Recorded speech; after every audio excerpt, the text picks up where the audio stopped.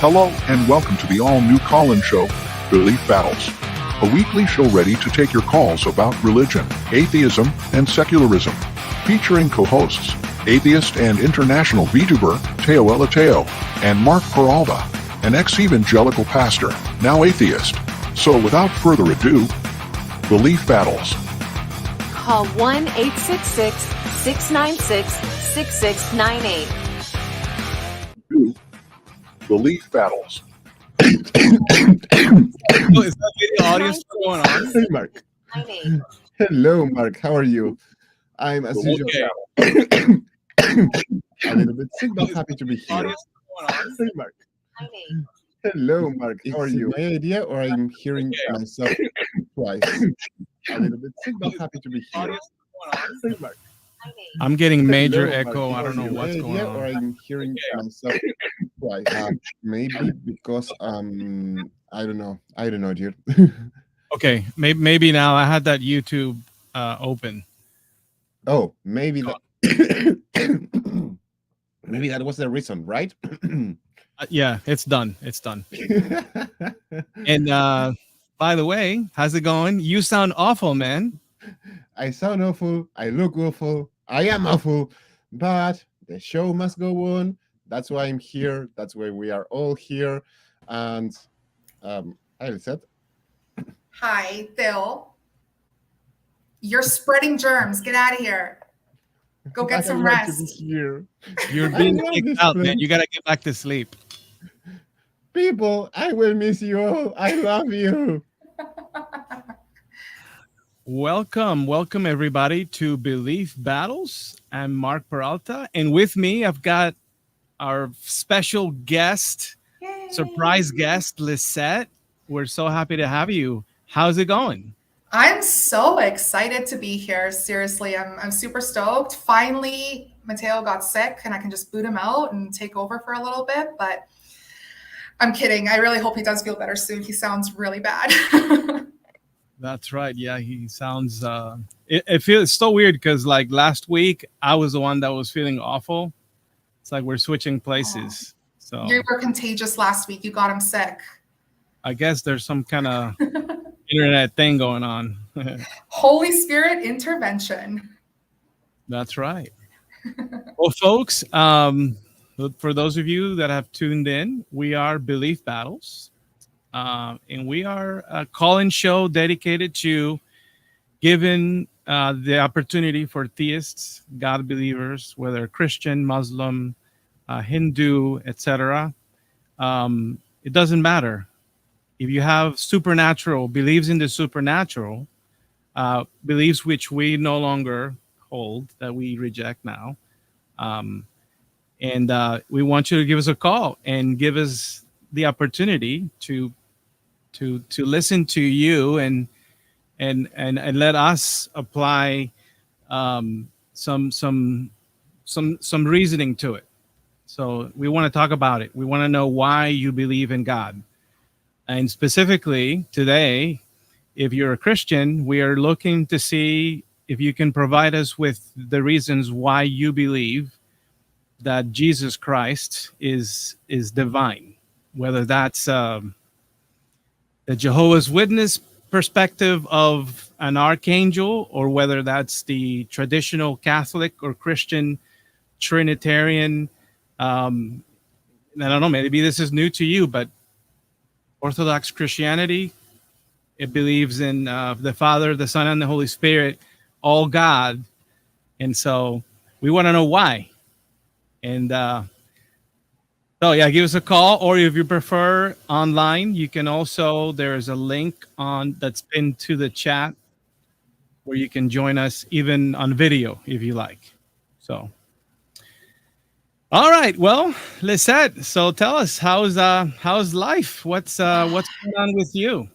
It's been busy. I've been hiding away and trying to just organize my thoughts and learn and figure out life, which isn't easy to do, but just surviving every day. Actually, it's funny that you mentioned, well, not funny, but it's super interesting to talk about the Trinity for me, because I was born into like a half Catholic, half Pentecostal home. And it was very like the Holy Trinity was just, you know? So you would ask, but how can Jesus be God and the Holy Spirit all at once, but at the same time they are three separate entities? And that's how it is. Just have faith, right? So it's something that I personally struggled my whole life. And I think it's one of those things that when I considered myself a Christian and when I was part of the faith, for lack of a better term, I think it's one of those things that I just told myself, don't question, just understand. Don't look to even understand. You're too stupid to understand, or, you know, you're too ignorant to understand. And God is perfect. He knows. So yeah, it's sad. It's such a sad way of thinking. Hey, like just putting myself down and just not believing in myself. But anyways, how are you? How's your week? How's life? I'm doing good. And I'm really enjoying what you're saying, because that's so true. It's one of those things where you almost have to make an exception, in like rational thinking, by accepting this 3 = 1 and 1 = 3. Because really, like, if you just apply that to, I don't know, accounting, the accounting would fail. If 1 = 3, you got a problem. Totally. So somehow the apologist has to circumvent logic in order to make this thing work. And I think, you know, for a while, I mean, they've been doing this for a while. The church early on faced that objection, and it's just kind of interesting to see the development of how they keep on defending it. But there really is no evidence, and it's really illogical to think to accept something like 1 = 3. And I know they're 3 beings, separate beings. And so what does that mean? How do you have 3 separate beings, but they all share the same essence? It's a total must, like, it's a word salad, you know? Like, I find that I was told that from such a young age with such confidence and conviction from the people that I respected and I admired. You know, even my parents, when you're a kid, your parents are the smartest people in the world, and nobody is smarter than them. They're perfect. They can't do any wrong, or at least that was my perception until I grew up. Still love my mom, but I grew up. She's definitely not a perfect person. But, you know, as a vulnerable child, you tend to take these words for face value, because not only are you told, since you have reason, that you're not as smart as the elders, right? You have to respect your elders. You have to not question them because they know better.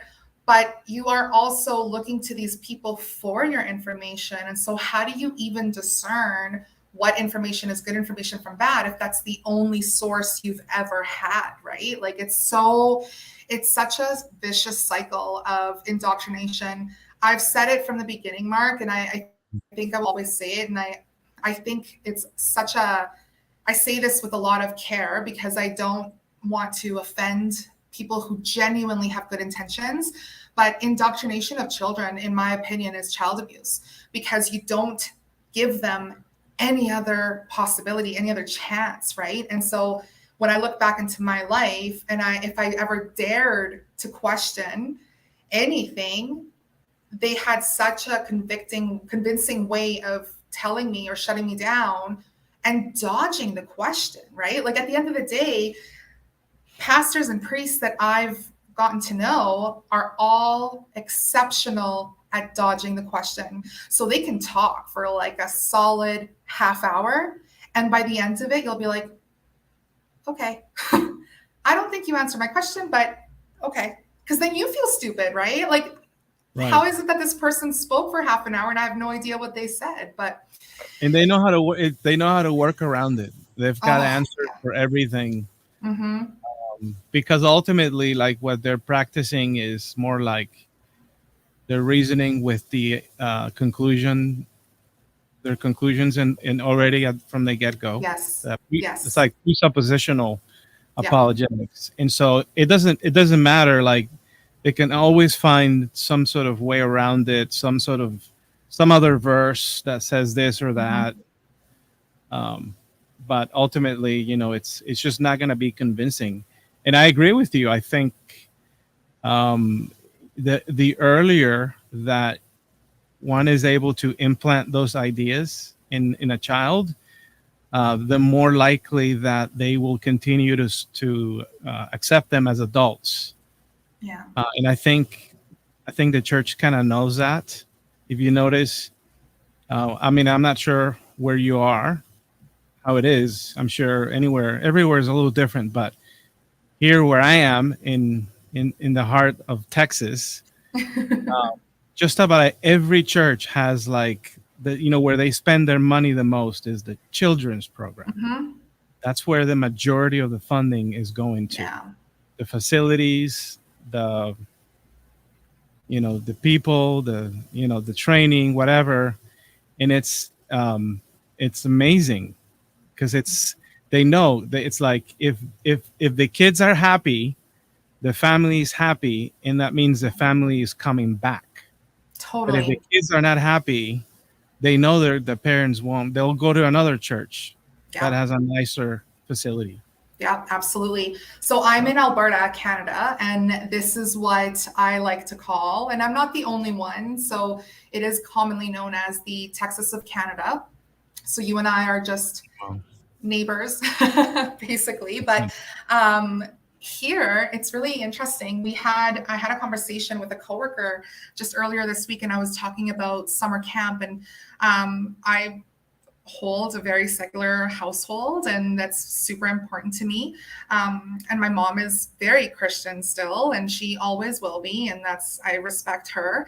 And so my son has kind of been exposed to different ideas and thoughts, and I try to just give him fact rather than opinion. But I was talking to a coworker whose church is having summer camps for the children, and the prices, Mark, are astronomical. I would never be able to afford those prices without some sort of subsidy or some sort of second income in my home. Like, there's just no way. Whereas in the little town that I live in, we have a secular, we have a secular summer camp program that is completely subsidized and held on by the community, right? So the pricing is, basically for 6 weeks that I'm paying for my son, he would be paying for 1 week for his son in the church. And so many of his friends couldn't even sign their kids up for this summer camp. And that's heartbreaking. They've gone last year and now they can't go this year because they tripled the price in a span of a year. Like, it's just for me, a lot of the answers to a lot of my questions when it comes to anything religion always goes back to money. Money's a huge motivator within the church and within a lot of religious aspects, but especially when it comes to the indoctrination of children, we're talking about parents who want to give their best for their children, right? And so they're parents who Christianity is extremely important to them because it was important to them since childhood, and it's that cycle. And now they're going to get a second job to make sure that their kid goes to summer camp because they don't want to go to that secular camp, right? That inferior camp with all the heathens, or public school versus Catholic school too, right? I know so many people who consider themselves atheists, but their children go to the Catholic school system because it's considered superior to the secular educational system here in Alberta. So it really, really shows just the importance that the church places on children for so many reasons, but especially because that's really where they're going to guarantee their future income too, right? The more children they have now, the more guaranteed tithing they have in the future. That's me being bitter, though. I won't be so jaded. For sure. It is what it is, Ultimately, like when I working as a pastor, it's all about the numbers, really. You can talk about like the Great Commission. You can talk about like just being called by God for something. But if the numbers aren't right, then you're not doing something right. And that means God is not working with you. And it's all about the numbers. That's all it is. Yeah, it's like one big popularity contest. Oh, yeah. So, all right. Well, folks, if you're just tuning in, I'm Mark Peralta, and with me is the lovely Lisette, and this is Belief Battles. We are a call-in show, and we're ready to take your arguments and evidence for the existence of God. In today, in particular, we're interested in how you know, or the reasons why you believe that not only that there's a God, but this God happens to be Jesus. And whether that's the Trinity or some other view in Christianity, give us a call. Have your Bible handy, whatever. I'm an ex-pastor. Lisette's been around. How long were you in Christianity, Lisette? Oh my gosh. So my son is 7 next month, and I started my deconstruction when he was about 2-3 years old. So not very long. I'm 33 years old. I think I would say I would started it probably around 27, 28. So just a few years, but it was definitely a long process for me. I don't know if that's common. I know that it's commonly a painful process, but I think length of time is probably very individual to the person. But I would say I'm comfortably with saying that I'm an atheist. I'm proud to be an atheist, probably since 2 years, I would say. Gotcha. Yeah. I'm not afraid of hell anymore. Yeah, right. Not afraid of the devil. What would you remember? Like, what was the first thing, or do you remember that moment when you're like, I don't know if there really is a God or not? Did you have a moment like that? Do you kind of remember what you were thinking? Tell us. For sure. So I honestly, it's so weird, but I remember like it was yesterday. So long story short, I had left the church that we were going to for lots of dramatic reasons. And then I started kind of church hopping, looking for my new home and my new church. And basically every church that I was going to had something wrong with it in my Christian eyes, right? I was so critical and hypercritical of the pastor said this and that's not okay. And so-and-so did this and that's not okay. So basically I wanted my son to grow in the faith. And I said to myself, well, where 2 or 3 or more unite, the presence of God will be there, right? And that's what the Bible told me. So I told myself that if me and my mom and my son put on YouTube or like on TV, Sunday misas, like cultos, like a worship service on Sunday. Thank you. Worship service. Then we would be able to still learn, but we wouldn't be, filled with any poison from humans that aren't there for the right reasons. Like, how arrogant is that, by the way, right? I'm going to throw it out there that I'm very fully aware on how arrogant that was. But basically, I went down the rabbit hole one week on looking for kind of like a playlist on sermons that I could have stored in case I was too busy on a Sunday to look for one. And I went down the rabbit hole of finding the ACA, the Atheist Community of Austin. And I found Matt Dillahunty, and I found Talk Heathen and the Atheist Experience and all these amazing, amazing shows that really taught me so much. And I went into it though with the perspective of, cool, these are like really well-educated people who have really good points. I want to know how to debunk those points. Like, I want to listen to the Christian perspective, right? And so the more that I listened to it, I was like, that answer didn't make sense. Like, Christian, you're not listening to what they're saying. Like, why are you so dense? And then I was like, wait a minute. Am I dense? Right? And I remember thinking to myself, specifically, I watched a debate in one of those nights when I went down the rabbit hole, where it was a Christian versus an atheist in a church. I don't even remember what video it was, but they were debating inside a church.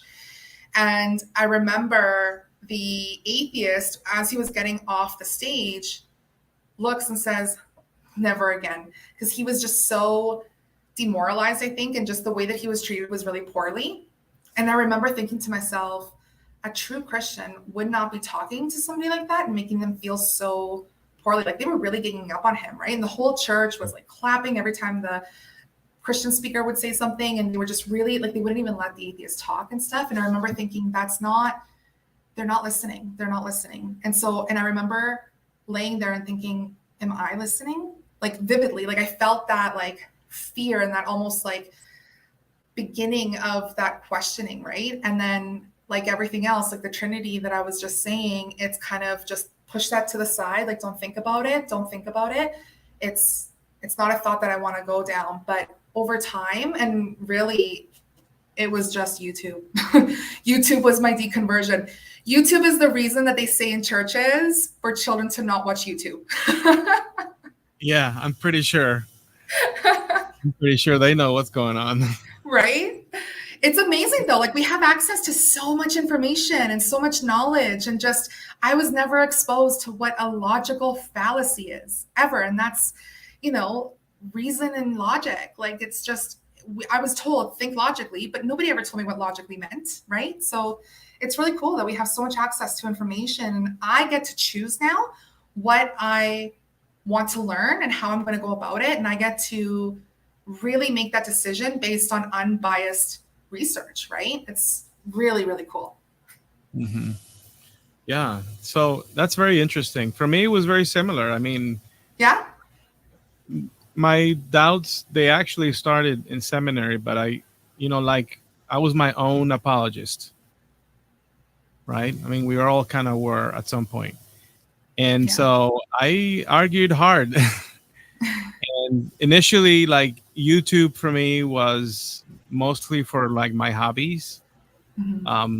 So I got into woodworking, and so that's kind of like most of the stuff that I got into. But during the pandemic, at the start of the pandemic, I don't know what drove me to also the ICA and Matt Dillahunty.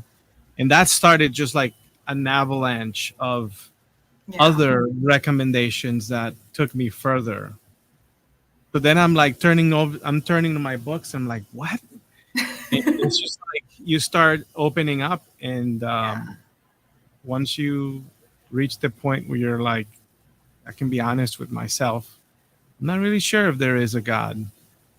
And then you start digging deeper, and that's where we are. And now look at us, right? We are hosting our own show, and we're making this happen for other people. So those of you that are watching, we want to thank you for sticking with us. It's certainly it helps that you are watching, because the algorithm is paying attention, and our channel's brand new, so we've got very little exposure. And so we appreciate, if you can subscribe and share, or if you're a theist and you're thinking about calling or joining us live, please do so. We really want to hear. This is a sincere effort. We're family people, and we've got other responsibilities, and none of us here are getting paid, and might not even.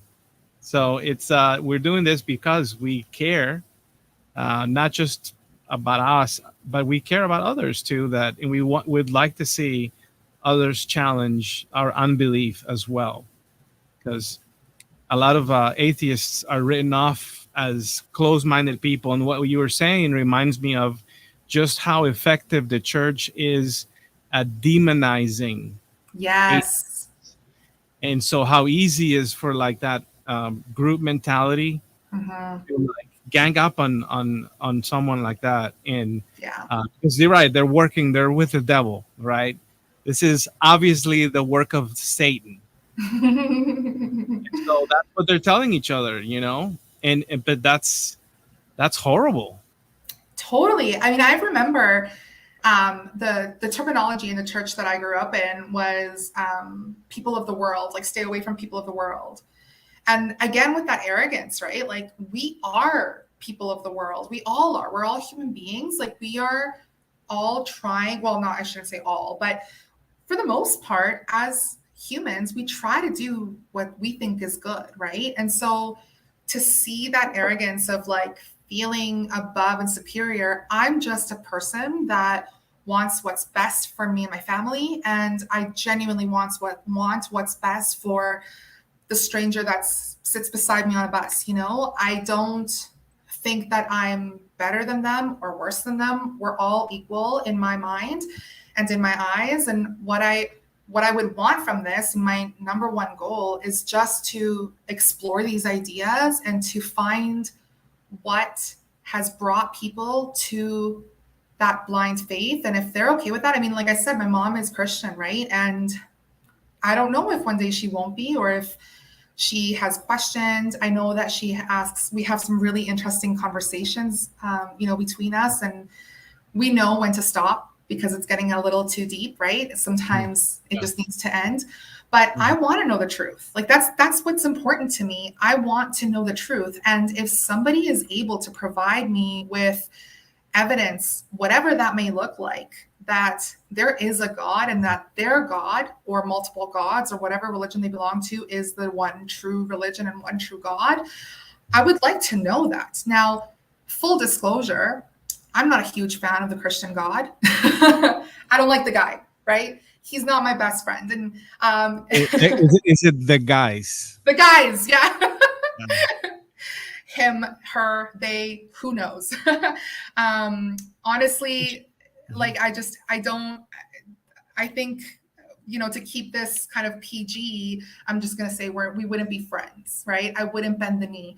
But that being said, I still would want to know. And I'm not saying that it is physically impossible and that this would never be able to. If you have logical explanations to show me, then by all means, teach me what you know. And I want to learn and I want to have that honest conversation. But the moment that religion starts impacting my daily life, my child's life, whether or not laws that get passed have to be approved by some sort of priest or minister or pastor because their church decides to, like, religion is really infiltrating the government, right? So, and it's really insidious, but it's also really obvious too.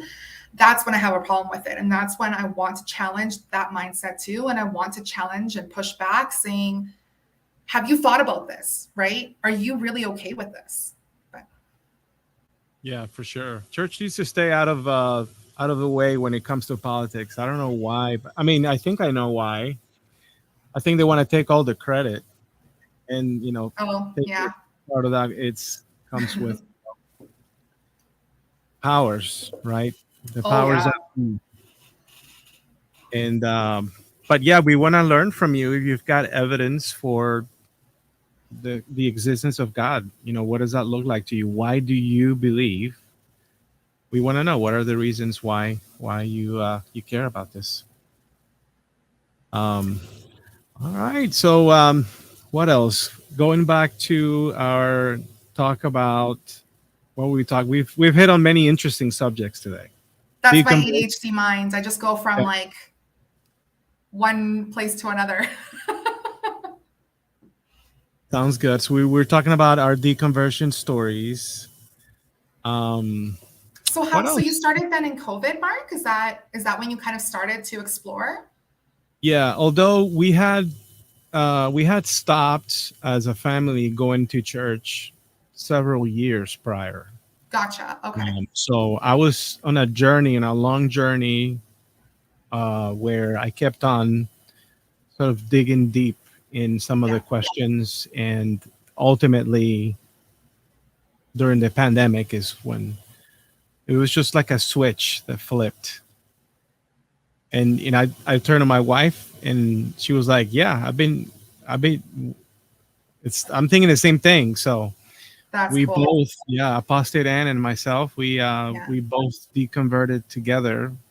And it's not like we were both trying to convince, or that I was deconverted first and then I tried to pursue her. No, it was more like, I've been thinking about that too. That's cool.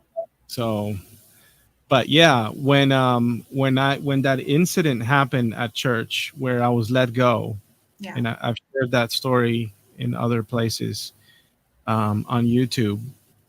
For example, on a positive mind in my other podcast, I've got an interview there with Derek from Midvision. You guys are welcome to check it out. But when I was let go, long story short, the pastor was like, hey, on Sunday, we got to make an announcement that you're leaving. And I was like, okay. So, But then he had a document saying exactly what they wanted me to say. And they asked me to say that I was leaving because I wanted to pursue other interests, not that they were letting me go because they couldn't afford a worship pastor and an associate pastor on the same budget. And so they chose the worship pastor over me. And I was like, okay, that's fine. But they asked me to lie. Mm. And that's, I mean, I could only assume that it was at the council of the elders, Mm-hmm. because that's how they make decisions there. And so Right. for me, it was difficult for me to get back to church because I just felt like I was very much in a human operation. Right. And that, if the Holy Spirit was working through these people, that sort of thing should not be happening. Totally. Yeah. Do you think a part of that was because they wanted to hide that the budget was, or like they didn't have enough money? Or do you think it was more so based on like that maybe people didn't know that pastors were getting paid? What do you think the root cause of it was? I think that maybe they wanted to avoid the embarrassment of being transparent about the money because that's really kind of silly. Yeah.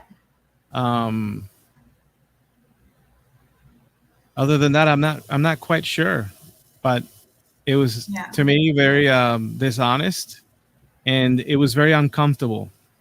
And I remember that I had to kind of pursue my wife to go out because they asked us to go up on stage. Wow. So think about this: like when a pastor is being let go, right? You don't bring him on Sunday with his family on stage to say goodbye. You just announce it, right? We had to let him go. There was an issue, whatever. But no, they brought us on Sunday so that we would say goodbye and read out what they wanted me to say. Wow. And then on top of that, they're like, you're always welcome to come, as one of our members. We just, we can't really afford you. And it's like, no, thanks. I went to seminary. I paid. I've got student loans. I'm supposed to be doing this for a job. Yeah. So then we went on a journey, like looking for the right church. And it was just like you said, I kept on. I'm like, what did the pastor say? Like, what's he talking about? And like, I've got a seminary training, so I'm like looking at my iPad I got the Hebrew open, and I'm like, what? What it says, I love that. Oh my God. You know what I really like about you too, Mark, is that you're so humble, like you have so much knowledge behind you and you have so much education under your belt. But, the thing that highlights to me right now is what you said. You were checking, like you were confirming. It wasn't that you were immediately like, no, that guy's wrong. And that's what I want people to do. That's what I respect in people is if somebody tells you something, like go verify it. It's not an automatic blind faith, right? That shows a lot of humility. I really respect that. Thank you. I appreciate you saying that. That's really nice of you. Thank you. How many kids do you have, Mark? We have 2 girls, and they are crazy. Yeah, girls can be. Were they young when you started leaving the church? Did they question?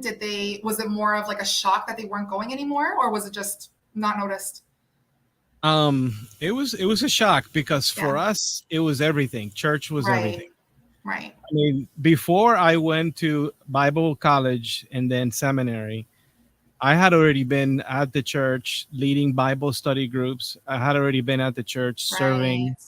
One of the first ministries that I served on, served for free, right? Donated my time and effort, was I did simultaneous translation at the church that we were in that was English only.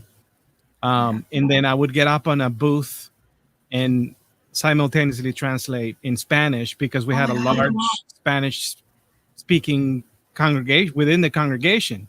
Yeah. And so naturally we like met everyone and got connected, and we led Bible study groups like every week where you live life with these people. You're you get together for barbecue and Mhm. do life together. And that was us for well over a decade. Well over a Wow. decade. Yeah. I personally grew up in the Catholic. I was a Catholic as a kid.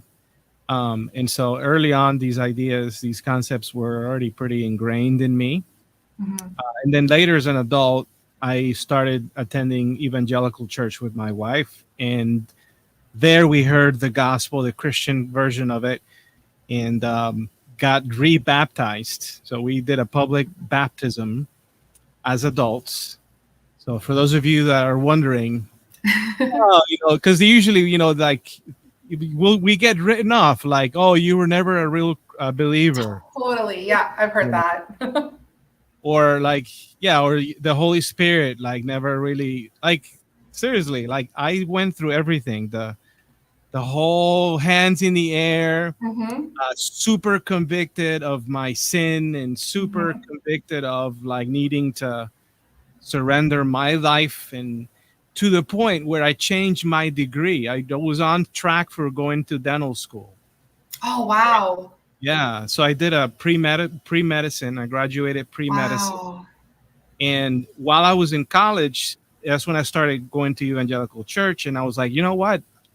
I really care about what this book says, because Yeah. being in this very traditional Texas kind of church, very Baptist, very sola scriptura. It's like it's the Bible, it's the Word of God, and you better get it right.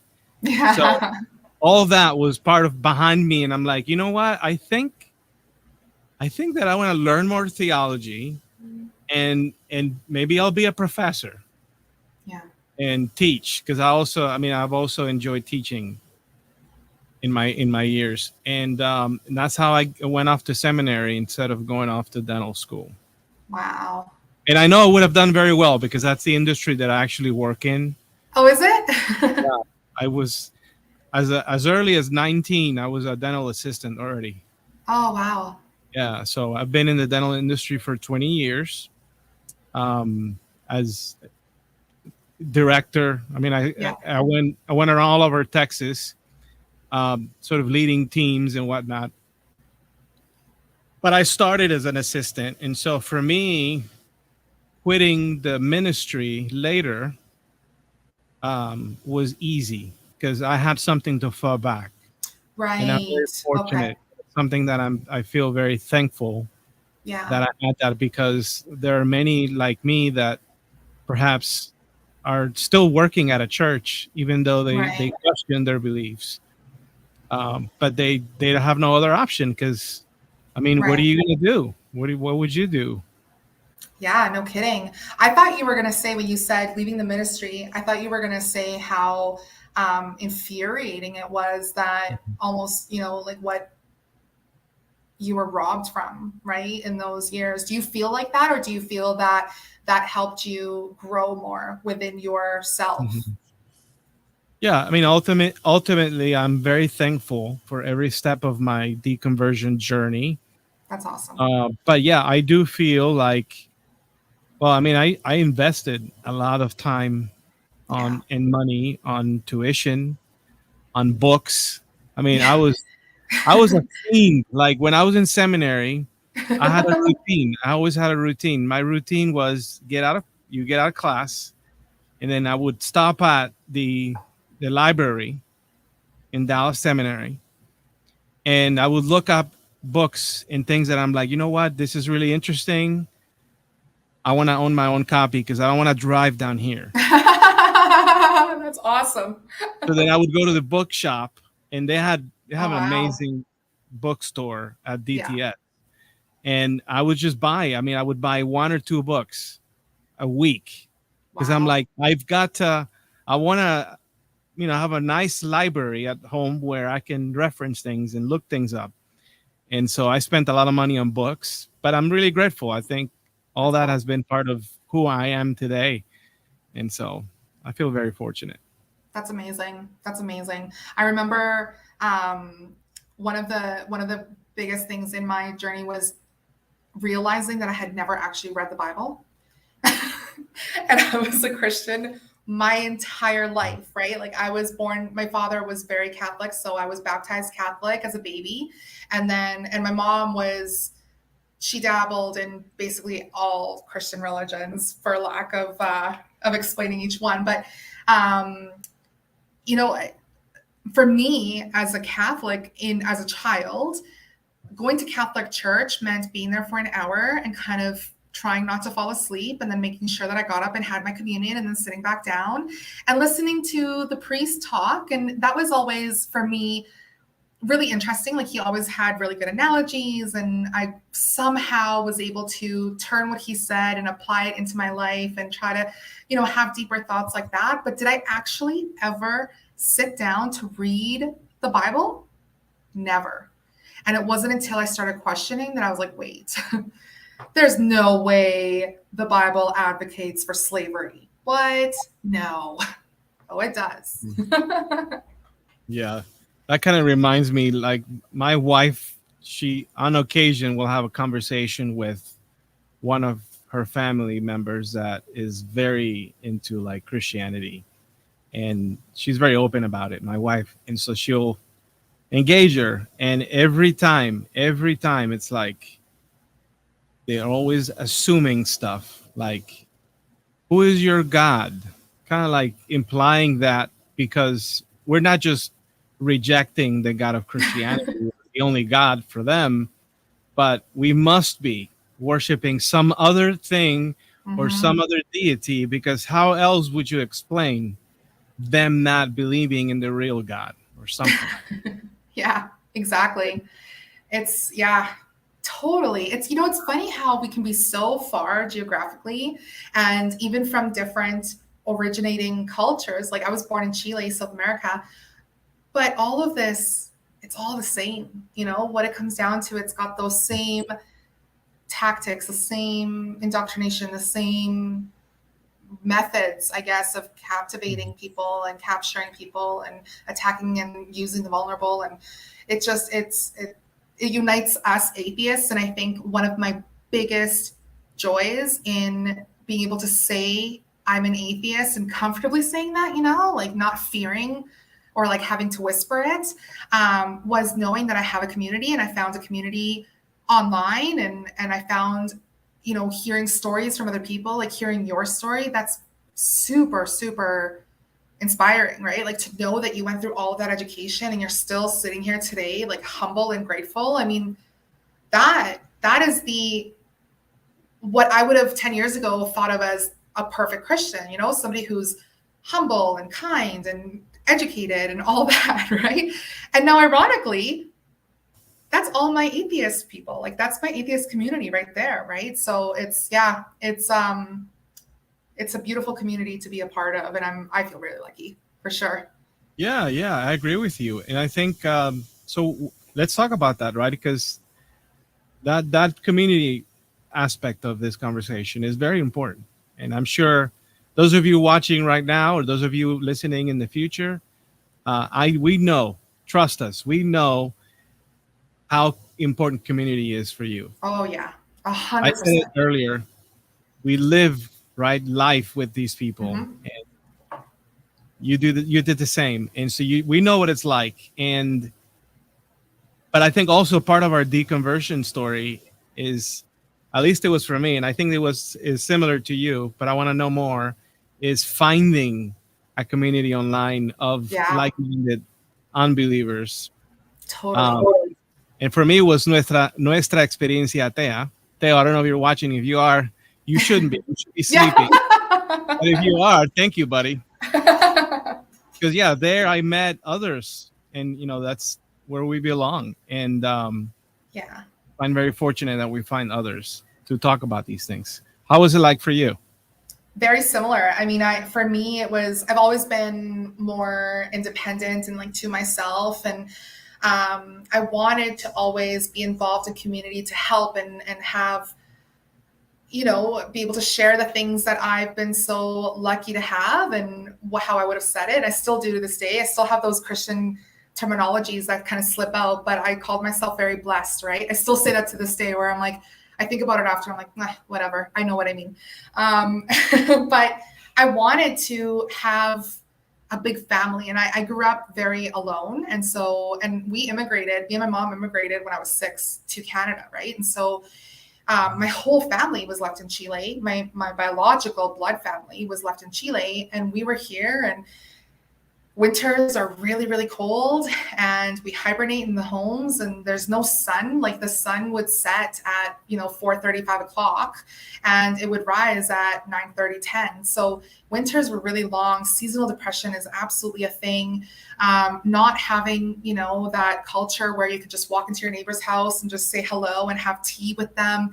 It was all a culture shock. And I think growing up, because I missed that so much, I was super vulnerable in the aspect of needing community and wanting to have people in my life that I could, help and count on and converse and laugh with and go to the lake and have a barbecue, like you said, like that's a huge part of what fills my cup. And so I would have never, ever in a million years guessed that I would be able to have that same fulfillment, I guess, in my life from an online community, right? Because how do you do that? Like, how do you connect with people? And I think you hit it right on the nail, where it's like-minded people, right? Like, we value the same things, and we might not agree on everything, and that's totally okay. I don't want to agree on everything. But I want to know that my opinion is centered around logical reason, and that the people around me are going to question me if I'm not making sense, or if I need to be told that maybe that's off a little bit, right? The community is small in comparison to the rest of, if you compare Christianity or Islam, the atheist community is small, but it is growing. And I think thanks to social media and platforms like this one, we are able to tell people, like, you are not alone, and it is terrifying and it is lonely, and you might lose people that you truly love and respect. I just lost another friend that was very dear to me just 2 weeks ago, and I've been an atheist for a little while now, where she was an older lady, and she was part of the last church that I had gone to, and I still remember her with so much love and care for her. Like, she would make handmade sausages, and I would go and like buy them off of her, and just, I have so much love for her in my heart. And every time she would post or comment something on Facebook, she would say, "God bless you," or "I'm so happy to see God's blessing you," or "Thank God that you were able to do this." And it's like, well, thank myself. Like, don't take away that credit from me. Like, I worked really hard to be here. So I remember like just always ignoring it. And then finally, just a couple weeks ago, I finally said to her, "I think I've been really vocal with my atheism, and I would really prefer that you stopped blessing me." Like, just don't. And then she just blocked me on Facebook, like no goodbye, no nothing. And so those are the relationships that, of course, they're painful to lose in a way, but I have so much love and respect for myself. And I gave myself that love that I had for this imaginary being, that I'm okay, like it sucks, but I'm okay. I have my community. Greetings, Mozote 420 or 420. Yeah, it is. It is. It is really interesting how that is so important to everybody, and certainly there is a community. And if you find yourself looking for one, go for it. Take your chances. Yeah. I want to say I personally started seeking Texas atheists something on Facebook, and felt like most people there were not really interested in my input. They just wanted to rant about stuff, and it's like, yeah, I'll try something else. And that's when I found Nuestra Experiencia Atea, who I know is watching, because he put a comment. God damn it, Bill! I've got the evidence. I can find it. He is watching. He doesn't trust us, Lisette. He could be on his dying deathbed, and he would be like, "The channel, is everything okay?" That's right. Those of you who don't know who Teo El Ateo is, this dude is amazing. He started this organization called Nuestra Experiencia Atea, and it's on all over Facebook. It's got tons of videos. They're all in Spanish though. So if you got a way to translate them, go play them. But that's how we met. And he not only does the videos, but on Facebook, we all sort of met each other, and we have like little Google meetings, Google chat, whatever. And it's like, wow, there's other people like me that have been questioning, and they've got other really interesting stories. And so, yeah, if you haven't found one, go for it. You got to take your chances. We're the nicest people. We're nice heathens. That's right. It's not about the devil, folks. I don't believe in him too. Don't worry. Yeah. Or a desire to sin, Yeah. That's my favorite one. It's so ironic in my head where people are like, well, if without God, how do you not, go robbing and murdering? Like, because I don't want to kill people. Like, I don't. Oh, that's my favorite. We have a question from Anton in the chat. And he says, what do you think about deists? That is a really good question. Do you want to give it a shot, Lisette? I consider myself a humanist. So for me, I think, regardless of deism or not, I think we're human beings and we're all kind of just trying to figure this life out and walking this journey together. And I truly, truly believe in the good of humanity. I believe that there's really crappy decisions and crappy people out there too. Of course, there's a little bit of everything. But when it comes down to it, I truly believe that our decisions are based on the information that we have and what we think is correct. And so, yeah, I don't think anything specific about deists. I think, actually, no, that's a lie. If I were to really sit down and think about it, I think, okay, this is going to sound like a really stupid analogy. Okay, ready for this? Good thing you're sitting. So I love my son, and I am so grateful that I have him in my life, and I would not change him for the world. Like, I'm happy that I have him. I hate being pregnant, and I never want to be pregnant again. So when I see a pregnant woman, I'm like, aw, but no thanks. You know what I mean? That's how I look at deists. I think it's like, okay, like you have good intentions, but nope. And if you want to logically discuss and reason, I'm here and we can go have coffee and hang out. But I'm going to make sure that I don't get pregnant. That's for sure. I love it. I think it's a nearly perfect analogy. What about you? What's your thought on deists? If it was more perfect, they wouldn't be an analogy. What do I think about them? Nothing at the personal level. I could maybe give you my opinion on more or less how they reason for the existence of God. And in a nutshell, they really like empirical evidence. They can't get away from the philosophical arguments. And all of those fail, essentially. None of them are able to really provide evidence to accept the belief on a deity, much less the deities that they maybe. I mean, I don't know. I think they all have their own perspective on who God is or what God is. But until they can come back with some empirical evidence, something that can be tested, something that can be really observed, then they're still sort of, I don't know, playing the philosophical game. It's the way that I see it. Yeah, for sure. Yeah. So, good question, Mr. Anton. Any other questions in the chat? I don't think there's any in the chat, but just to piggyback on that question. So you and I both are parents. And buenas tardes, abogado del diablo. So like, what's your perspective on having, your children hanging around Christian homes and Christian families? I know that the opposite, so Christian homes typically are leery of letting their children come into an atheist home to hang out and have play dates, right? Because we're the heathens. But how do you feel about, I guess, having your children mingle in that?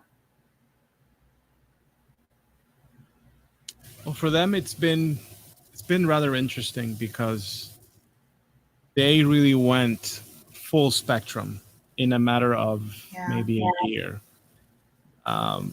And what do I mean full spectrum? Because it hadn't been that long since we baptized them. Like, we had this whole thing where we got the family together and all that stuff, and we have this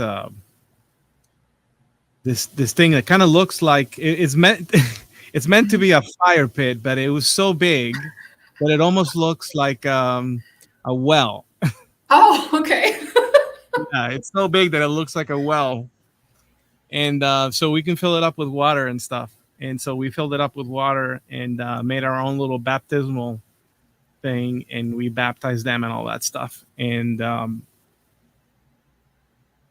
my wife and I went through our process kind of privately. And so we actually had to sit them down and be like, hey, I think we were mistaken. And we have Really? reasons why. Yeah. Wow. They were so interested. They were so intrigued about it. Cool. And even though we are in a very conservative part of town, and yes, most of their friends are evangelicals, they've had their own sort of journey as well. Yeah. And one of my kids, she actually enjoys engaging her friends in discussion. That's awesome. Yeah, she's really smart. They're both very sharp, but one of them really like gets into it. She's not afraid to ask, and that's cool. Yeah, and so I think she's lost a friend or two. Yeah, that's hard. Perhaps. Yeah. But I mean, overall, I think, kids are sharp, and but then you still have the one that that they're just judging you, and they know what's going on. For sure. But it's super cool and powerful that as a parent, you and your wife were able to even say the words, I think we made a mistake, and here's why. Like, that to me is just the epitome of what good parenting is. And it's a hard thing to do, like I said earlier, looking at my parents, I always thought they were perfect. And I think if they were to ever tell me, hey, I think I made a mistake, I would have been like, what? Right? Like, it's a difficult process to go through, and it takes a lot of bravery and courage and open communication. And I think that just really speaks to you and your wife's honesty, right? Because that's all we can ask for, to have these good relationships with our kids and our parents simultaneously. In any relationship, all we can ask for is just honesty. But it's really hard to be honest. And the fact that you guys did that and took the time, I mean, that's huge. That's powerful. Yeah. And, we've always given them the opportunity to ask questions. And that's amazing. And so have open conversation with them has been very important. That's cool. They themselves went through different phases of identity crises and all that. How has that been for you and your kiddo? So my kid will be 7 next month. So I think he's still very, to him, mom being an atheist is super normal, because when I was exploring, he was still pretty young, right? And as much as my mom, who's very Christian, she'll put on, Veggie Tales, and I don't look at it as harmful, because I genuinely believe I'm not afraid of the truth, and I'm not afraid of why I came to the conclusion that I came to. And when he's old enough to understand logical reason, then you know what? At the end of the day, if he provides me with the evidence that I'm wrong and that there is a God, then amazing. Like, how cool would that be, right? To give him the skills to critically think and to logically, go through the steps of questioning, like, that would be really cool. So for me, him having a Christian grandmother and an atheist mom is just normal. I always tell him that different people have different beliefs, and that, first and foremost, you got to respect that, but you have to think for yourself. And so I don't know. I don't fear religion anymore. And I think that was key to being able to kind of, I guess, let go a little bit and have, my mom be able to freely talk to him however she wants. And I'm not afraid of it anymore because I know that when I give him the skills and when he gets those skills from school and other people, oh, damn, Kilamono, that's right on par with what we're talking about. Great question. Interesting. Yeah. Thank you, Keramono. Yeah. So Keramono says, what do you think about religion and raising children, seeing how the current society becomes toxic to raising children? So I don't know if I necessarily would say that current society becomes toxic. I think we have to be a little bit more specific in what is toxic to children. That being said, I would not want my child or any child to be born in a household where they are indoctrinated. And I think that's the key word here, right? There's a difference between sharing what your belief is and then letting them and truly allowing them to come to the conclusion themselves. And I think that's where a lot of hypocrisy comes within the Christian religion. And I can't speak for other religions, but growing up, my mom always said, you're free to believe whatever you want. But was I? Absolutely not. When you are indoctrinating a child who's born into the Christian faith and this is all they know, they don't have the freedom of actually being able to think and reason for themselves.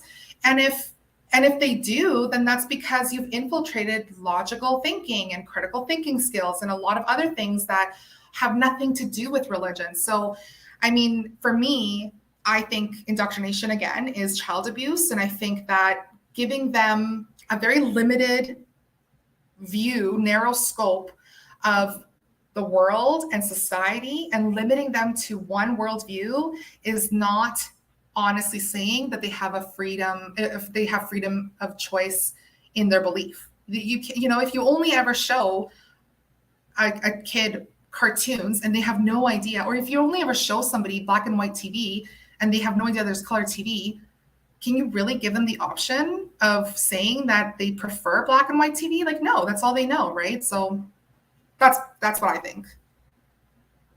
Yeah, I agree. And I think that part of this question also is presupposing something. So I wonder, Kedamono, if you can maybe tell us, because I could guess, and I think Lisette could guess, but perhaps you can clarify as to what is it that you consider that is toxic in our society. Because if I'm right, I think what he's saying, or he might be referring to, is things like sexual immorality, materialism, consumerism, maybe violence, maybe LGBTQ plus. Is that what you're considering to be toxic? Because if that's what you're considering to be toxic, well, we can't even begin here because No. I think we would strongly disagree with those things being toxic. What do you think, Lisette? Yeah, 100%. And that's actually it's funny that my mind, when I saw current society becomes toxic to raising children, my mind immediately went to, he better not be talking about our LGBTQ community. Please don't be that person. Just don't, right? But that's exactly where my mind went to because we've heard it so much, I think, Mark, and that's the common theme of hearing, unfortunately, from a lot of Christians. But at the end of the day, I think we have very different definitions from him as to what toxic is. Yeah. Okay, so it looks like he put something. Let's see. He says, with toxic, I mean that every day it's more expensive to raise a kid, then parents have less time to be with their kids. Okay. Think about that. More expensive to raise a kid. Okay, but is that a question of religion? Sounds like more of a presidential election. Let's see. He put something else. He says, for example, How many people didn't want to have kids because they're insecure about their future, because 2 jobs aren't enough nowadays? And he says, for example, look at the trad wife movement. I've never heard of that. I don't know what that movement is. I'd have to research that. I think you're very right in saying that this is more of like a presidential election debate question rather than religion. But so Theo, from his sick bed, he clarifies for us. He says, and thank you, by the way, Kedamono is just looking at an excuse, because recently we made an episode about how superior secular parenting is. That's interesting. So I think, honestly, when it comes down to spending time with your children, it's confusing to me that we're mixing these premises. But if we want to go there, I'm going to say straight up, I don't understand how a religious parent can be considered loving when they are willing to completely turn their back on their apostate child because they are denouncing Jesus, which is super common Jehovah's Witness, right? Mormonism, and so many religions that are fundamentalists and that will tell their parishioners, that's an apostate. That person you are no longer able to be with or associate with, and that person's your child.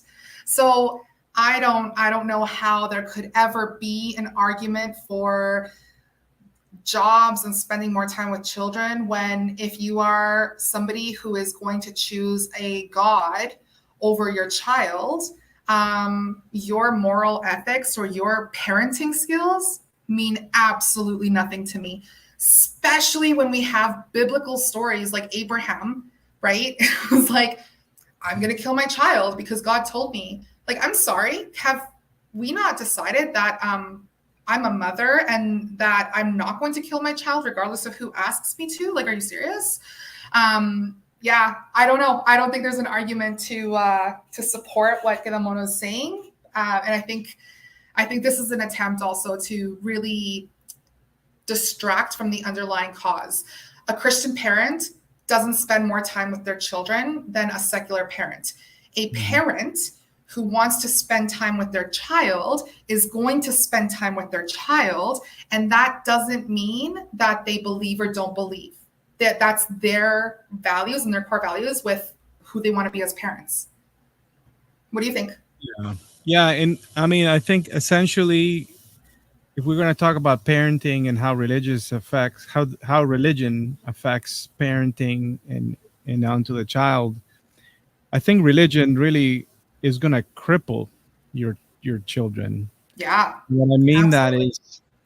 that is, think about all the hours that you spend in church.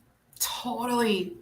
And just having like the mentality of like, there's a deity out there that's watching and he approves or denies everything, and you got to have faith and pray and all that. That's going to cripple your child because they're going to be raised with like that false understanding, that false worldview, because it really is a false worldview. For sure. I agree. And so why should you encourage them to, if religion really is a thing and there really is a God, your involvement, it's almost irrelevant, because if he is self-evident, and if you're like I used to be a 5-point Calvinist, I don't know if that means anything to you, but I had one of those 5 points is divine election. So I used to believe that God knew way ahead of time, that I was going to believe, that I was chosen to believe. If you believe in that, then what are you worried about, right? If your kid is chosen, that means God, the real God, if there's a real God, he'll reach out and make that happen. Or shouldn't he? So that should relieve you from that responsibility, and then also prevent them from crippling them with their reasoning early on. If as an adult, right, they make their own decisions about that, then let them, right? You know, Oh, but don't cripple them by instilling like these false views of life early on. That's what I would say. agreed. 100%. Let's see what else. It looks like Teo has gone to work. He says, "Hurting children to make them fear you might be an easy way to keep them silent, but it will never ever be good parenting." And he says, "Being parents who can raise their children by teaching them how to think and why they should not interrupt or should be respectful is much, much better." Yeah. So, all righty. What else we got going on here? I want to give a shout out to Wes from Skeptic Haven, who's also Yeah. visiting us. We appreciate you being here. I've also seen Anton. Oh, he asked a question earlier. So we're thankful to have you. Let's see, who else do we see there? Kedamono.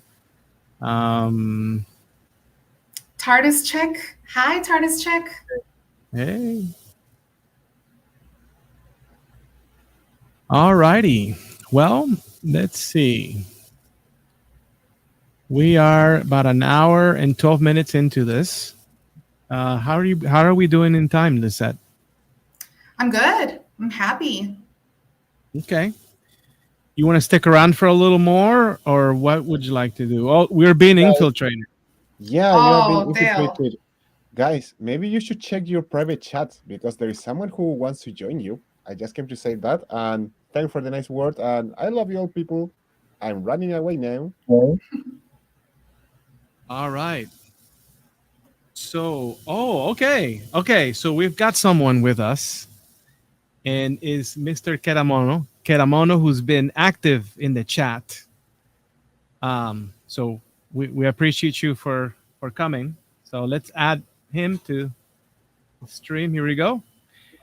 Welcome, Keramono. How are you doing, sir? I'm fine.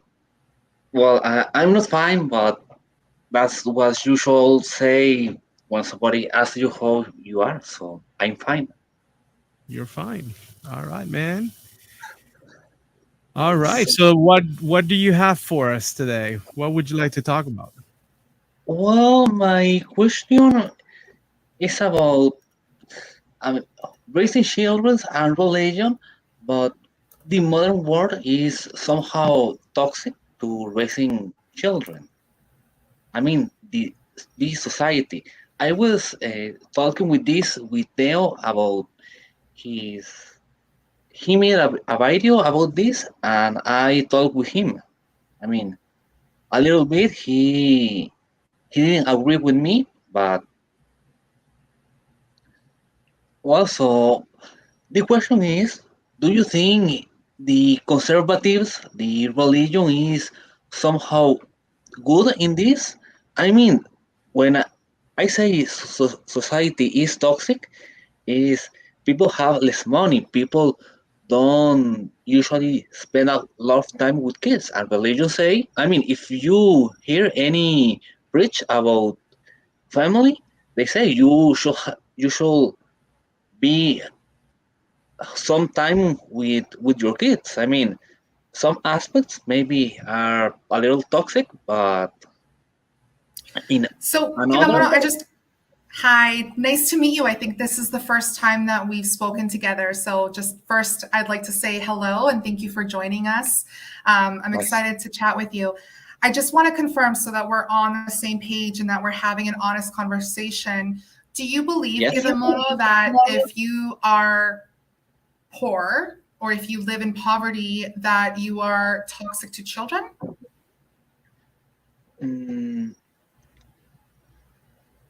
I think no. Okay.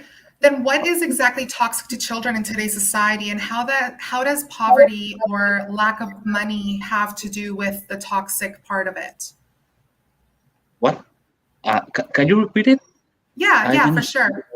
No problem. What is toxic in society to children, and what does poverty or needing to work more than one job, or how expensive life is, what does that have to do with the toxic part of it? When I say toxic, I mean about the parenting, like the economic part of all of this that doesn't help. I mean, Okay. it's a little hard for me to explain this, but I'm talking almost in economic terms, and the problems that I don't. The point is, I don't really see. Uh, I don't see really a secular alternative that can work in a big scale, because if you hear a preach about family, they tell you you have to be with your kids, you have to instruct them in a certain manner. What I see in most secular homes, at least what I see in human life, is that parents really don't care a lot about teaching their kids. I mean, they just Oh, give them okay. like a cell phone, a tablet, and that's it. I mean, just don't. Uh, That's don't really just. interesting. No, that's interesting. So, do you think that because I'm an atheist, I am a worse parent than a religious parent? No, I mean that depends from person to person, but Totally. in very general way, like Mhm. that's not something I see about most secular homes. I mean, my father was an atheist, Mhm. and he just say, I mean, when you grow up, you will find things out. And my mother was not a Christian. I mean, well, she wasn't a Christian. She just believed there's something after life and everything, and she was in the same page. When you grow up, you will find things out. And then when I didn't uh, like achieve things, well, that's what happened. And I see this in other homes. I mean, Okay. So, do you think then that they were like that because they were secular and not Christian? what? Do you Sorry. think if they were Christian, do you think that they would have cared more to provide you an education? I think yes, because in churches Okay. they tell people you have to be with your kids, you have to teach them, even if you have to works to support your family, you need to make time for be with them. Gotcha. Obviously, Okay. you have to read the Bible, you have to do church stuff, but you Hmm. need to. Everybody is like have responsibility in Yeah. that everybody in the family is happy. I mean, like the Yeah. husband has to provide, but also protect and carry things on. The mother has his own spot, and their kids another. I mean, I don't say it's perfect, like, but No, for it's sure. I think I know what you're saying. So just to clarify, then I just want to make sure that I'm hearing you properly. Because the church instills the family values in educating children, whereas secularism does not, then religious households are superior to teaching and raising children. Now, uh, is that yes, correct? yes. Sorry. Oh, What? is that correct? Uh, I I don't usually speak in a very in very strict terms, like what I say. Okay, that's okay, but just generally, right? Just generally, the Entonces, church asks people to teach their children. I'm going to just get to the point here so that we don't dance around in circles, even though I love to dance. But here's the point that I want to get to, and here's what I really want you to think about, Kenamono. yes. When the church tells people to spend time with their children in educating them, I don't think that the definition of education is the same as what you think it is, okay? Because the education that I learned from church, from Sunday school, from my parents, and from people that genuinely love me, I had no idea about dinosaurs. I didn't know anything about black holes. I didn't know anything about science, space, water. I had no idea anything about anything, but I could recite Bible verses and I can probably still bang out a guitar tune of my favorite worship songs. So if that's the education that you're talking about, then I'm going to have to agree with you, but that's not real education and that's not honest education. Yeah, that's a waste of time. It really does sound, Caramono, that you are arguing that religion is necessary for what you're referring to as good parenting. And so far, all of you said is spending time with children. Now, I don't know, do you have children, Caramono? Well, no, but I helped a lot with my three brothers when they were babies. A lot. Okay. So I have two children, and I don't Yes. think that I need a pastor to remind me or a book to remind me that I need to spend time with them. You see what I mean? So I don't see how religion is necessary here. And if you need a pastor to remind you, there are other ways to remind you to spend time with your children. You can use your phone and remind yourself, spend time with your children. So, and then also, how do you know that this is a problem? Like, where are you coming from? What other things do you find to be toxic? Unless for me, first of all, economics. Then That's not toxicity I don't know. though. That's just a fact of our current economy. Yes, And but it's toxic if it makes things worse. I mean, more and more people like they try to pursue another kind of life, like m- trying to have more money, but people aren't getting richer. I mean, people are getting poorer and more poor.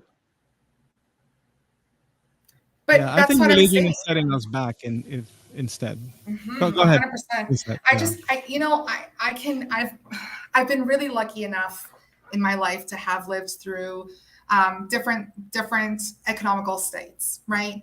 I know what it's like to have my baby on my back and walk to the food bank while going to school and trying to survive, right? I know what it's like to be able to travel and not worry about how much is in my bank account when I'm spending at a restaurant. I know what it's like to have my mom feed me and she go hungry so that I can eat as a child. And none of that at any point in time influenced what was toxic in my life. You can be very poor and be an amazing parent, and you can be very rich and be an amazing parent. Those things are not mutually exclusive. It's who you are as a parent that makes you the type of parent that you're going to describe. It does sound like, and I don't know you, Mono, and I tread carefully here because in my world, mental health is really important, and I will always advocate for the importance of kindness. So I tread carefully because I think that it's really important to know that we are all just trying our best here, right?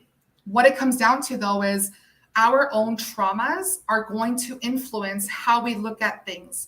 And the church does a really great job of making you look at families and think that they are really perfect because you have mom and dad and they're always smiling and the children are nice dresses and they're all happy and they go to picnics and everything's beautiful. And I had a Mormon person tell me to my face once that he could not show any other world, because that would be shaming his God, because he is a representative of God. And if he doesn't have a good life or show that he has a good life, then God is being questioned, right? I just want you to know that I could be the poorest person in the world. My son will always be my primary important being and the reason that I live. And I'm at work and I don't get to see him in the evenings a lot, but you better believe that when I'm with him, we are going to enjoy every single part of it.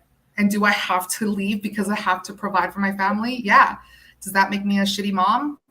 I don't think so. I really don't.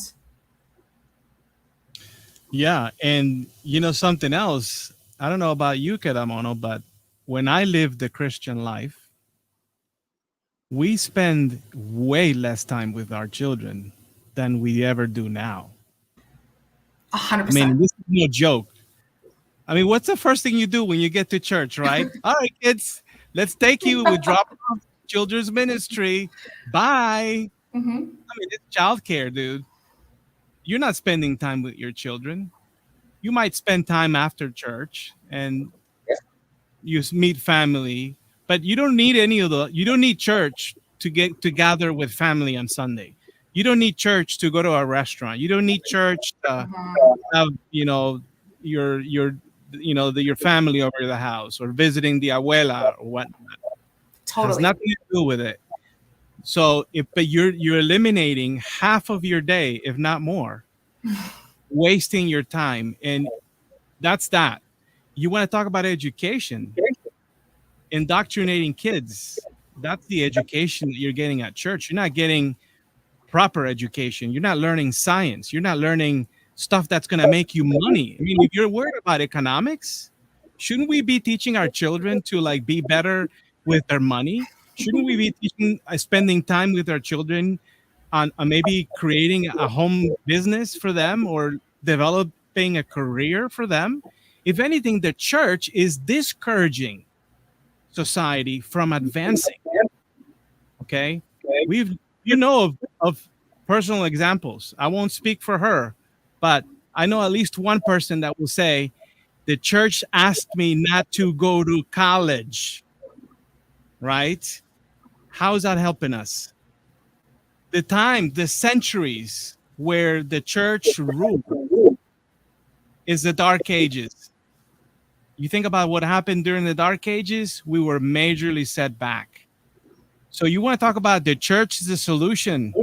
The church gets involved, we go backwards, man. The economy gets worse.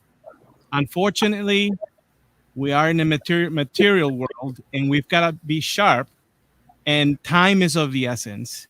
And so certainly we disagree with you that religion is necessary for good parenting.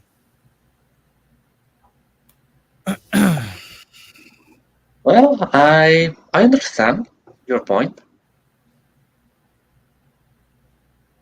Do you have Cool. any other reasons why you think religion is necessary? At least with religion, my point is that religion can, like, how do we say this?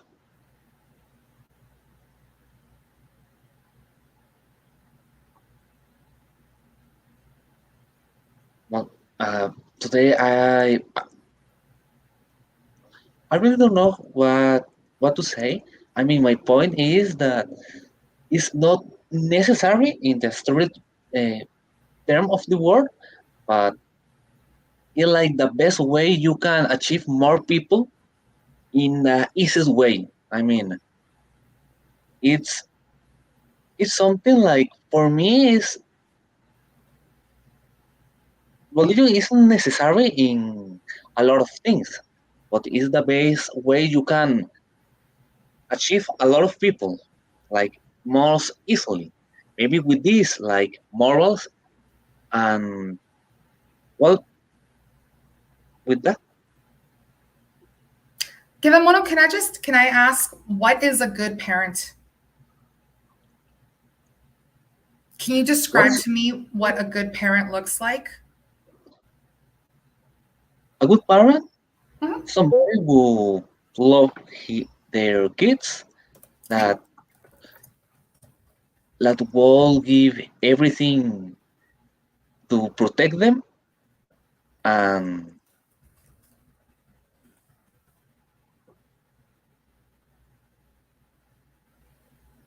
well, that maybe maybe how do I say this?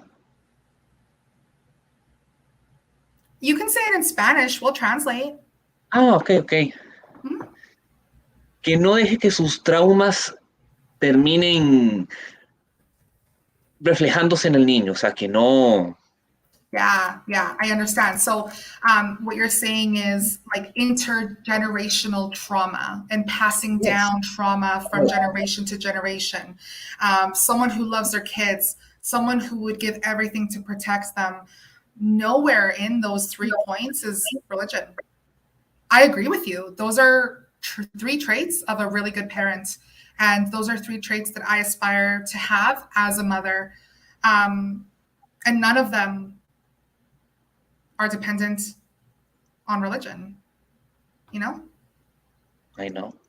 religion is kind of just being injected in there. So I'm not understanding how we're thinking that religion is superior or a religious household is superior to raising a child if the qualities that you have agreed are the good qualities of a good parent have nothing to do with religion.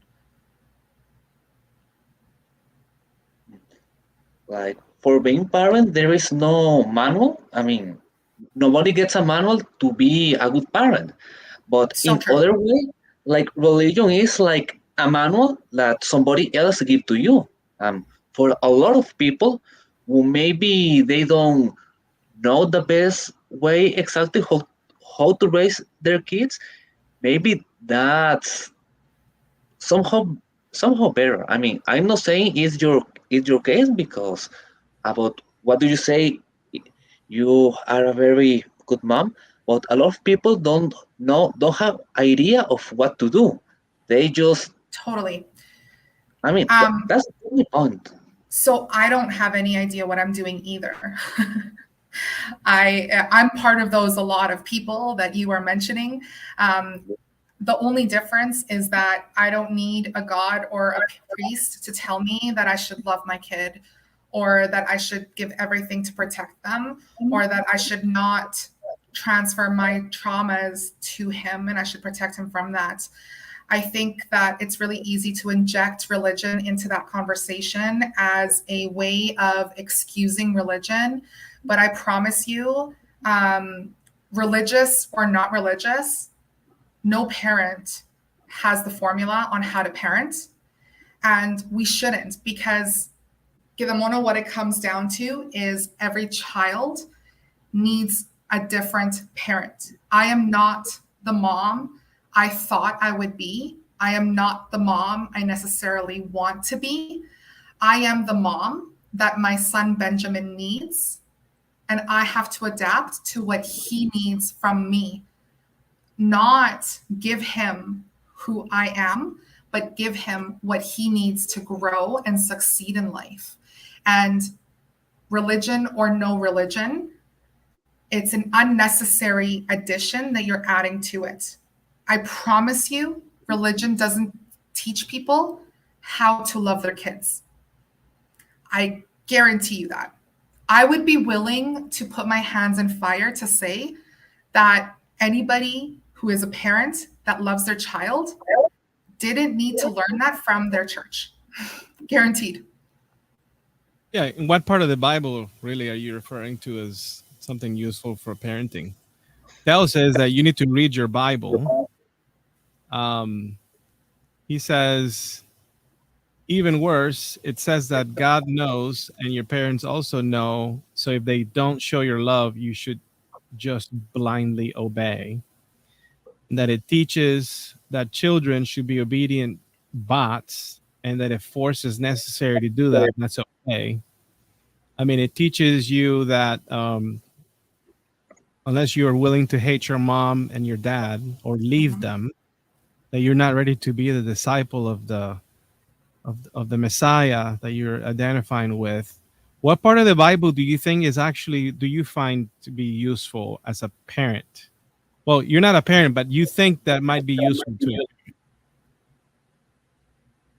you. With with the Bible, no, not of all. But if you hear the preaches about the parenting, there is where do you hear like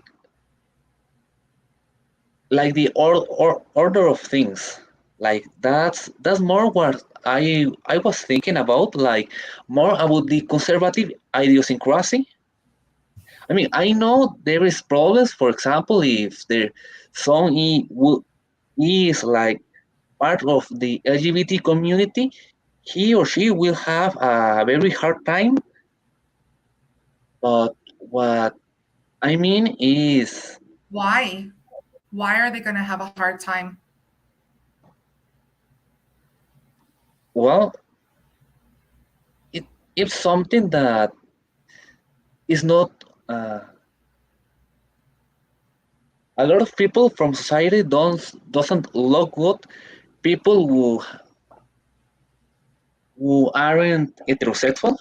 So, like, yeah, that will be a problem from kids of conservative parents.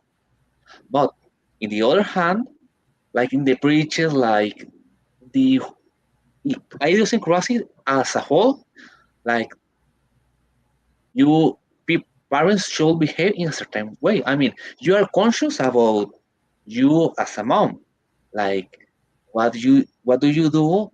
Like not everybody's perfect, but you love them, and there's people who are not conscious about themselves as parents, and Agreed. that's a problem. I mean, Yeah, no, I totally agree. But if somebody is not confident about their parenting skills, do you really believe that going to a church is going to give them the tools to be confident in themselves as a parent?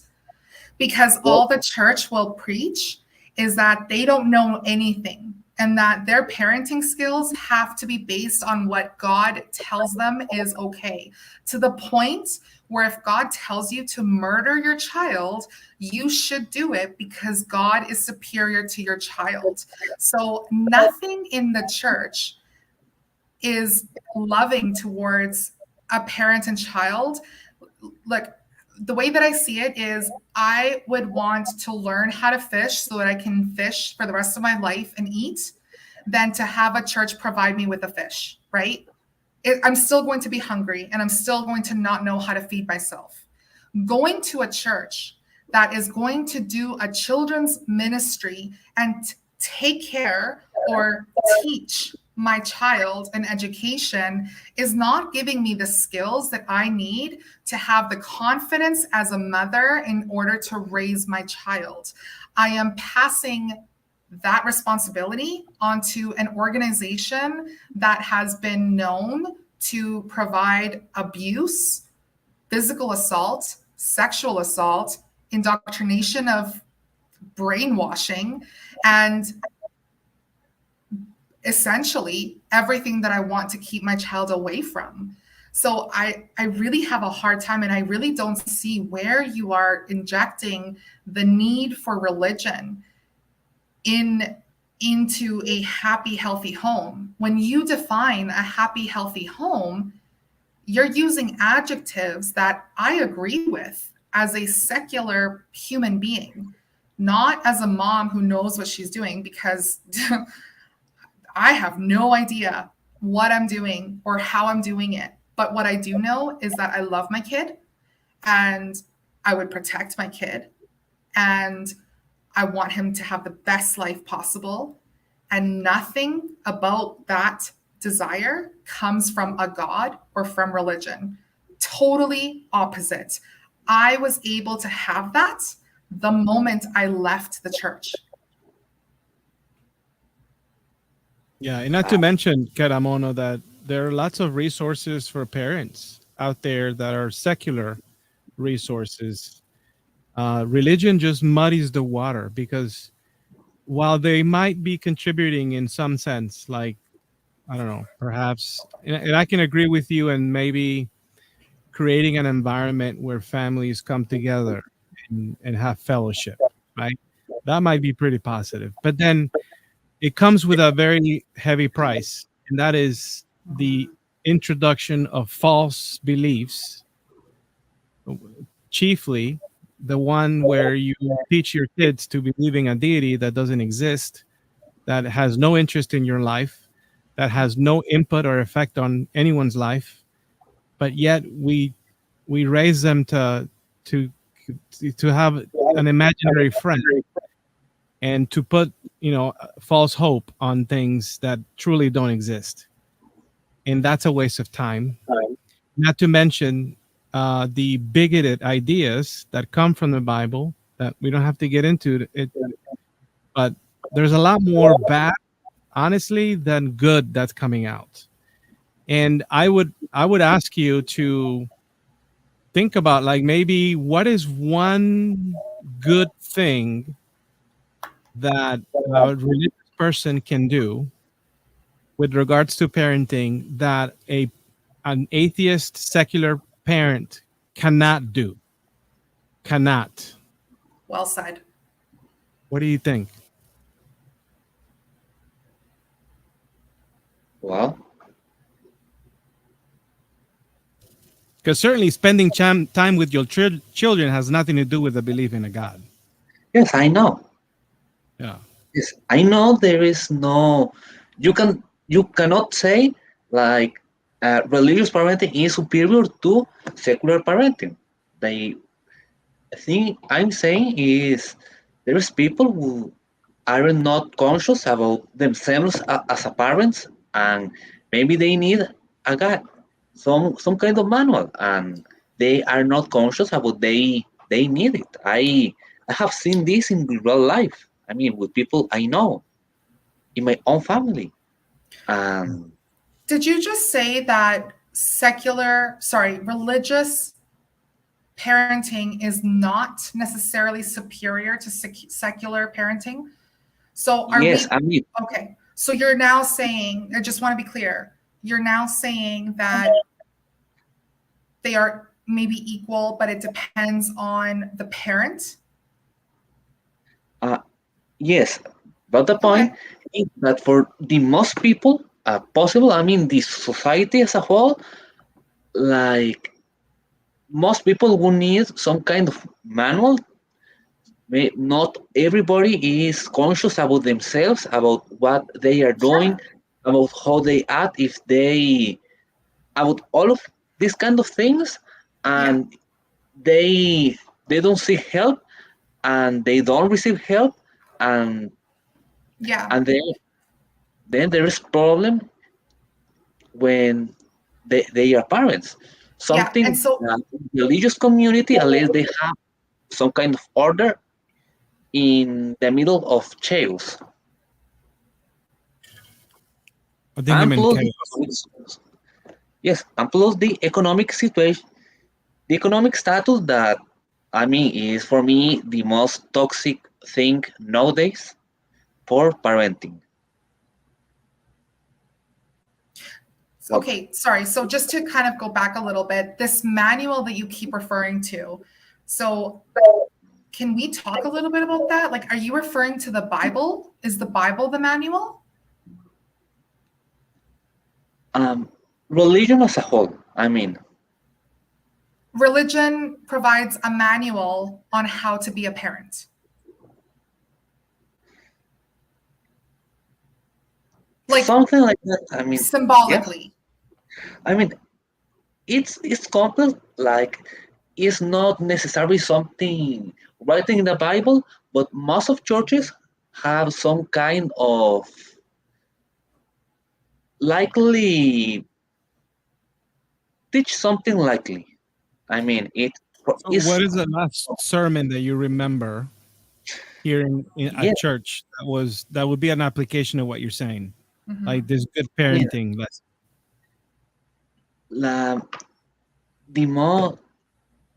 The sermon I remember is about the family, about how a father should act, about how trying to keep together a family, I mean, this pastor was not from my country.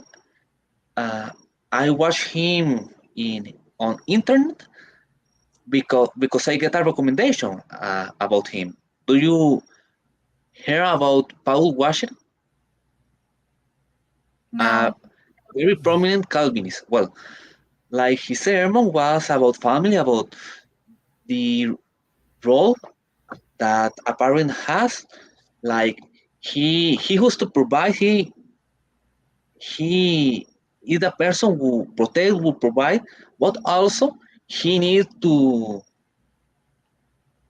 he need to seek that everybody is fine. I mean, like he is the person that will who will have two jobs to maintain a family because his wife will be a home wife, but that person is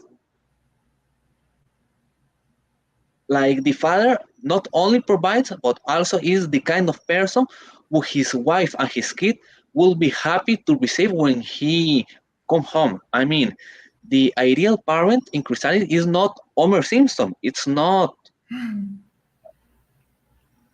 you not think Peter that, Griffin. yeah, so do you think that as an atheist, I look at The Simpsons and think that Homer Simpson is a good parent? And No. that's who I strive to be because I don't go to church and have a priest that tells me that, like, those are all things, what you're saying are all things that are taking away religion still there. And if you're saying that religion provides the community to hear that, then that's a problem that as a society, we should be fixing, right? Like we should be able to provide this education in saying as a parent, and single mom here, so I'm going to do a shameless plug, parent, not father, where you are supposed to provide and make sure that your child has basic life necessities. We don't need a church. And I honestly, it's really strange to think that we need somebody to tell us, regardless of church or not. I really don't think it's necessary to have somebody tell you that you need to provide for your children. I think it's basic human decency, right? You have your brothers that you helped raise and that I'm assuming you love very much, because that parental figure that you had to be it's an extremely difficult job, and it's a very painful job. And so through that pain, I'm sure that there was a lot of bonding. And I'm not going to assume I know anything about you, but can you really tell me that you needed somebody to tell you that you needed to provide for them? Or did you just do it because you're a decent human being and a loving brother? Hola, Alma. Hola, Alma. Well, I understand. I mean, I don't need so that somebody like tell me that, but I think a lot of other people that really need that somebody tells them like what maybe they should do that to make everything better. Why do you think Like that? Why do you think other people need that? If you didn't need that, what makes you think other people need that? because I have seen people Yeah. in real life Yeah. that have some kind of situation. So you have seen somebody who did not know that they needed to provide to their children, and then were told in a church that they should be providing for their children. And then it's like a light bulb went off and they were like, oh, I need to provide for my children. Like, is that what happened? Well, not that, because that's Right. like obvious, but the other parts of What other part? like, for example, the job of the parent is not only to provide, it should be like help raising their kids. And so like, you know somebody, you have a real life example of somebody who was only providing for their kid, didn't spend time, went to church, was told you should spend time with your child, and then they did. not with the part of provide, but with other parts. Yes, I mean, I have a cousin. I mean, like how do you say family that isn't like that close to you? Like Yeah, it's like a distant cousin. it's distant family that Mhm. like a woman become pregnant and the father left. Then like he didn't want to take care of the kid, and then he becomes a Christian, and then he returned to home to help with their son. Like 2 years later. That's one example. My ex-husband and my baby daddy has never once asked for whether or not his son is still alive, and I've never had a penny of child support. And he is a hardcore Christian, son of a priest. I mean, Yeah, those are life examples, right? Like they're. Go ahead. Sorry. you can't assume just because you have stories, you've met people, and then what you're doing is you're making what's known as a hasty generalization. Where you're making a blanket statement. You're saying, well, I've seen this and I've seen that, therefore this is must also be the case everywhere else, but it doesn't really turn out to be that way. um and I don't know, most I don't think that's the churches, they're not necessarily only teaching that, they're also teaching other things that are can be problematic. And if we're going to talk about financial, I mean, the church is going to ask for money and they're interested in their 10%, where many parents feel very convicted because they're not able to do that and also afford things with their family or have a little bit of extra cash because they are expecting, to drop something off on the collection plate on Sunday. So I'm not so sure, Kenamono. I think that if the other thing too that you're doing is you kind of you have a bit of an idealized, I'm getting a sense that you have an idealized perspective on home values or traditional values, which if I could be honest about that, I think that's more of an American thing. It's a more of a modern day thing, because if we turn to the Bible, and or if we consider how things were in biblical times, I don't think that the values then are the same, are the values that you're talking about now. So life was lived much differently back in biblical times than today. Yes, I know. So that's the problem, because if since religions are holding so dear to their scripture, and since they're unwilling to disagree with the book on principles and things, then they're not able to evolve and keep up with the times. And so I feel like our culture has its own way of defining values, and it'll be different depending on what time. And we've got to be able to keep up with changes. And the Bible and the religious mentality, honestly, I think it just truly sets us back, because it does not allow us to reconsider things, because who are you to deny the word of God? And if the word of God says this, then therefore, that's when we get in trouble. I understand.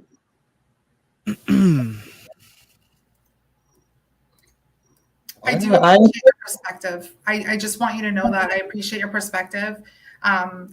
It makes me really sad, and I feel the good intentions, I guess, for lack of a better term. I really hope that you find the peace that you need, but also I hope that as a society we do better to provide the education and the support that parents need, right? Because if this is the only place where we can think of that provides education or support, then our society needs to drastically change. And we need to be able to advocate for having programs in place that are secular and that provide good parenting skills and teachings.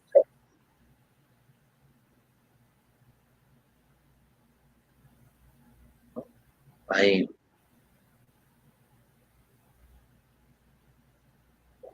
well, I don't know what to say. For me, like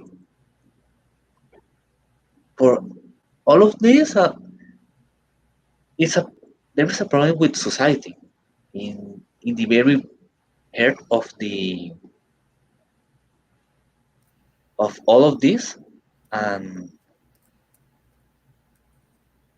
We're like human and we screw up a lot and we make mistakes and we're mean sometimes and we yell and we freak out and we panic and we have really weak moments of cowardly moments where we don't stand up to what we think we should. And that's part of being human.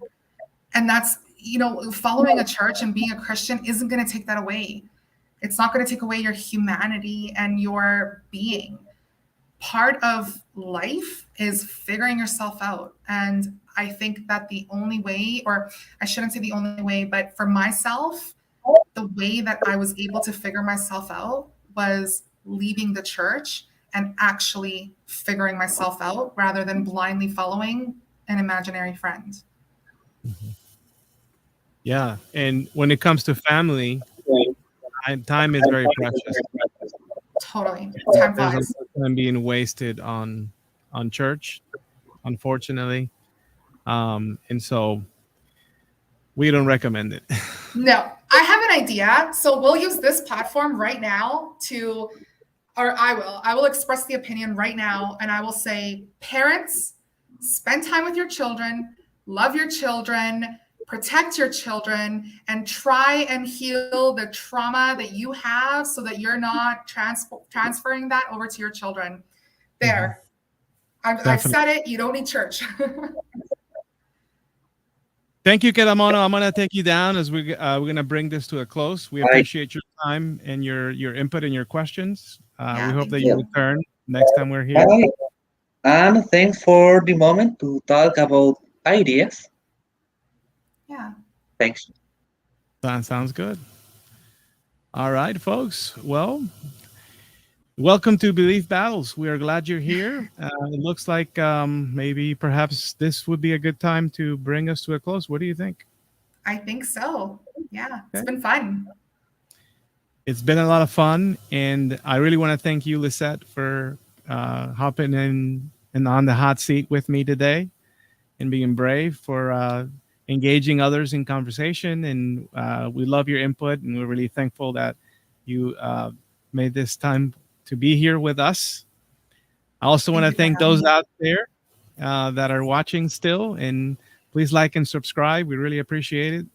Lisette, do you have any last words that you wish to share with us before we wish everybody else a good night? I'm super honored to be here. I'm super excited to be here. Thank you for having me. It's always, honestly, the word honored is the only word that comes to mind when I talk about this. It's really special to be able to be a part of this movement and a part of this advocacy. And stay secular. Yeah, I like that. Stay secular. All right. So everyone else out there, we hope you have a great rest of your night. It's been a pleasure. We really wish that we had perhaps someone else call as well to defend their faith in Jesus, on Jesus. And so, but maybe we look forward to it on the next time. So please remember, every Tuesday night, 7 p.m., generally speaking, Central Standard Time, we're going to be here, folks. And we hope that you're enjoying our conversations as much as we are. And thank you. And this has been awesome. Belief Battles. Thank you for being a part of this. Thank you, Lisette. Have a great night, guys.